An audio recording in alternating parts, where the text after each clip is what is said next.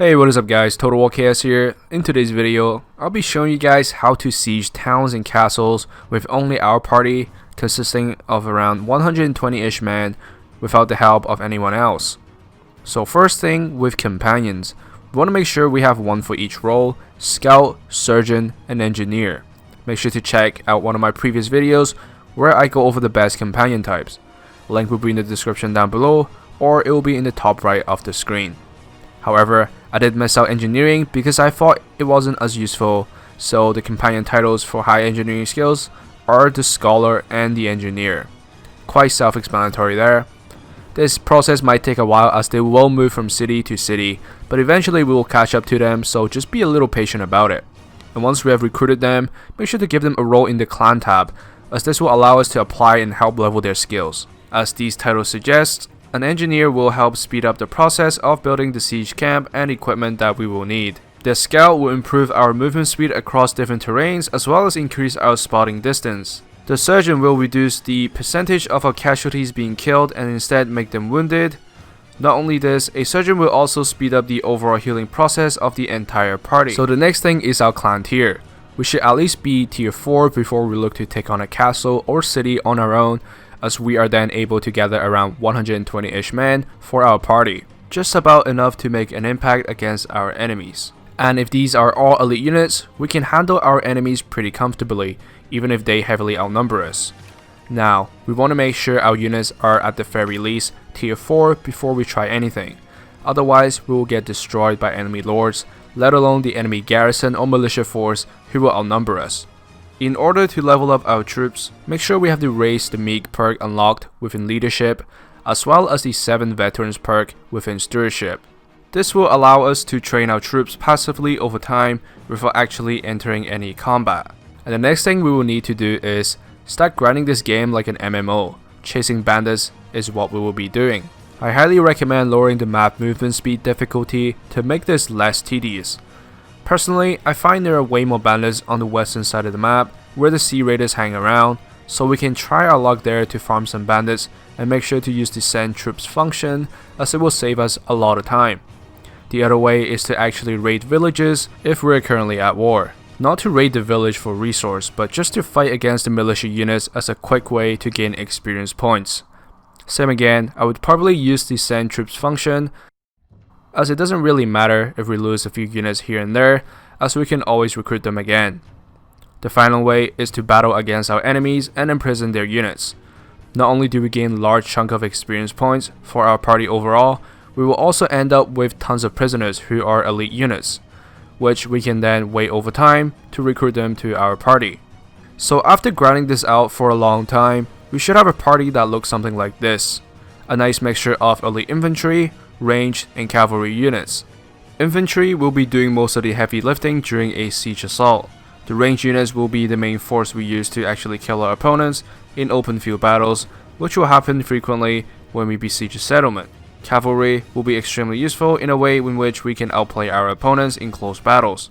Not only this, it will also speed up our party quite significantly, allowing us to chase down our opponents or flee away safely.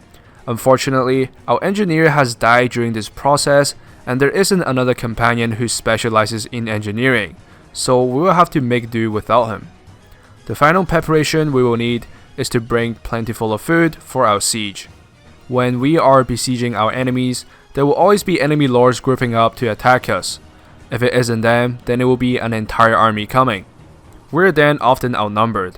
So I've came up with one way that can help us deal with this, which is to use our range advantage in battle, and then as soon as the enemy closes in, we retreat. And we repeat it until we pretty much win the battle. I recommend putting our infantry in the center whilst our range units on the side, as oftentimes the enemy AIs will go for the infantry instead of the range units, allowing us to shoot them from the sides, netting us more kills. For the cavalry, it doesn't really matter, so I just put them on the other flank. This is the ultimate cheese strategy, and I would say we make use of whatever game mechanics we can to give us our best chance at winning.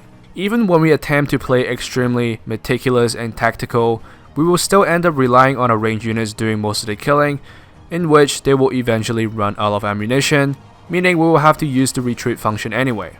If we are injured and have too many wounded troops, do not be afraid to abandon the siege temporarily and then come back later once we are fully healed up. Remember, try not to get taken out first, because this whole plan relies on us staying alive. Once we finish building up our siege camp, the defenders might sally forth to fight us in the open field. It will most likely happen if we wait for a while. The only issue we may encounter here is that the enemy has more ranged units, but do not worry. Since our units are more skilled and better equipped, as long as we apply the same retreat method we have been using, we will be just fine. Same again, just repeat it for as many battles as we need, whilst taking minimal casualties. So this is for one of the scenarios. Let's say the enemy refuses to sally forth, we are forced to play the siege out. So scenario 2, where we're up against a significantly weaker garrison, where we have to actually assault the walls. Same again, we will end up spending a lot of time fending off enemy armies coming at us non-stop, but while we're at it, we want to build 4 fire onager after we set up our siege camp. The moment each fire onager is finished, left click on them and put them into reserve so they don't get destroyed. We repeat this until we have all 4 fire onager in the reserve. Then we deploy them all at once to take out the enemy siege equipment as well as the walls. So we do not need a siege terror or a battering ram, as we will pretty much be storming through the broken castle wall. Once we're in the siege battle, make sure to put infantry into a shield wall formation and just charge them forward. Leave the missile units the way they are, as they will take out the militia archers on the walls. Once the infantry breaks through, we will have the archers charge in as well to get a better position on the enemies. If you're wondering what is going on here after I died, why am I controlling another character? It is one of the mods I've been using, but it shouldn't really change anything.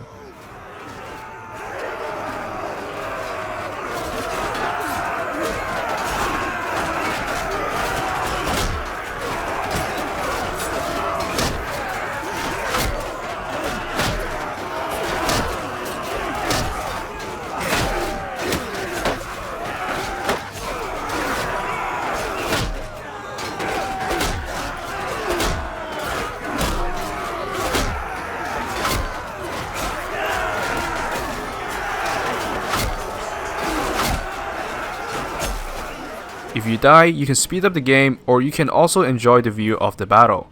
And since the quality of our troops are much better, we will straight up win the fight. Unfortunately then, I was not able to get away from the enemy army, and most of my units are dead or wounded. So I resigned to my fate and surrendered, but I hope that was a good example on how to siege on your own. So that's it for this video. Leave a comment down below if you got any more tips to add. If this video was helpful, make sure to leave a thumbs up, and don't forget to subscribe for more future Bannerlord content. As always, thank you guys for watching. I will see you guys next time. Goodbye.